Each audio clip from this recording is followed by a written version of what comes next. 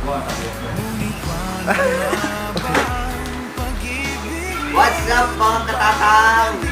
Kumusta po kayo? Ito sa YouTube pa lang po ito.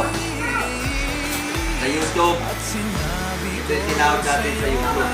Sa Facebook kasi maliit pa eh. Kaya sa YouTube pa lang po tayo nakakakuha ng pipili ako ng tatlong mga active na supporter natin sa YouTube. Team Kiyaw, Team Kiyaw sila. So, kung dapat active ka rin sa YouTube account ko, Makatatang Vlogs.